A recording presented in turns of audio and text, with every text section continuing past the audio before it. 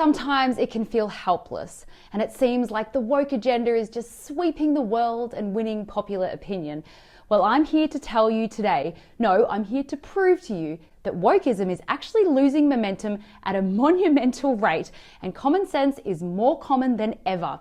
People are not falling for the propaganda that the mainstream media, the governments and big corporations are peddling every single day. There are plenty of examples just in the past year of major corporations being boycotted because of wokeism. Bud Light, Target, and Australia's grocery chain giant Woolworths. The big story here is not about boycotts though, it's about referendums. You see, there was one in Australia last October and one in Ireland just in March this year, a few months ago. I can prove with these results that your fellow countrymen and women in fact are not going along with the mainstream narratives at all. The thing they are guilty of is being quiet and keeping their opinions to themselves until it really matters. You see, referendums are a chance for regular people to voice their opinions in private without the risk of public scrutiny. That's when common sense pushes through all the narratives. Referendums are far more powerful an indicator than any social media hashtag or boycott or viral video. The definition of referendum is a vote in which the people in a country or in an area are asked to give their opinion about or decide on an important political or social issue. So let's get into the results of these two referendums that will hopefully restore your faith in humanity. The Australian referendum's wording was a proposed law to alter the constitution to recognise the first people of Australia by establishing an Aboriginal and Torres Strait Islander voice. Do you approve of this proposed alteration? Australians actually had no idea what this even meant. What is a voice and what are we approving exactly? Anyway, I have no idea who actually knew, but I can at least say that the voters definitely did not know. This is a massive change and it will mean that some Australians are treated differently based on the colour of their skin. I'll be voting no, because this will not unite us, this will divide us. Regardless of the topic itself, all mainstream media outlets, the current government, major corporations, celebrities and influencers were all pushing for the yes vote. When yes wins, all Australians will win. So in a spirit of generosity and optimism, vote yes. The main narrative for the Yes campaign was that if you voted no, you were a racist.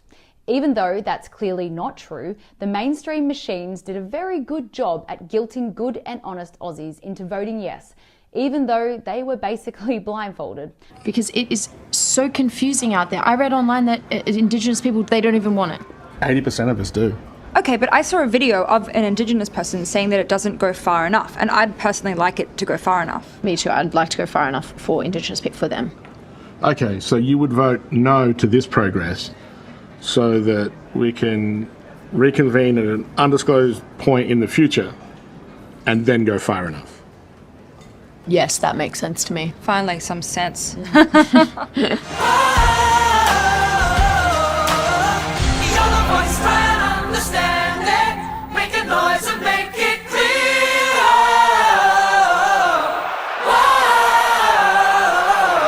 But with all of that being said, Australia voted no. To be honest, I think they were pretty shocked. I knew in that moment that people here are not stupid, they're just silent. Now let's talk about the Irish referendum, which is much more exciting because the vote itself was wokeism on steroids. The referendum was to vote on two proposed wording changes to their constitution.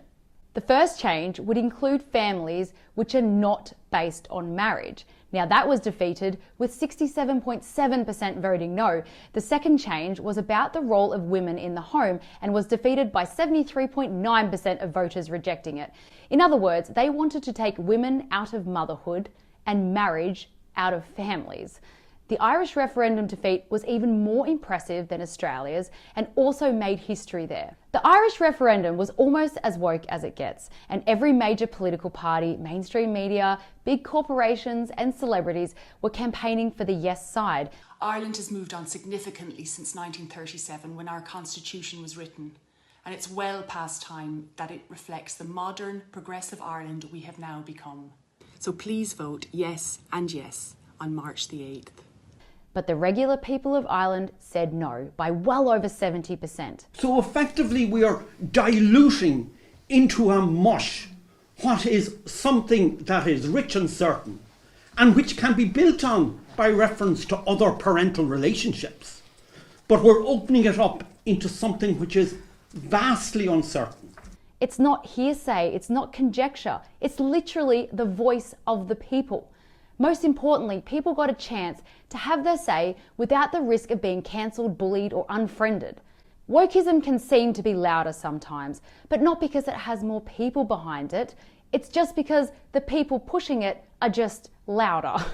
In conclusion, wokeism is losing momentum and common sense is winning. These referendums prove it. I want to finish by saying we shouldn't keep our common sense opinions quiet until we get a chance to vote on them in secret. Let's commit to not self-censoring anymore, because it's becoming clearer every single day that we are the silent majority. And if we start speaking up, we can be the loud majority and drown out wokeism once and for all. This has been Monica for AW Today. See you next time.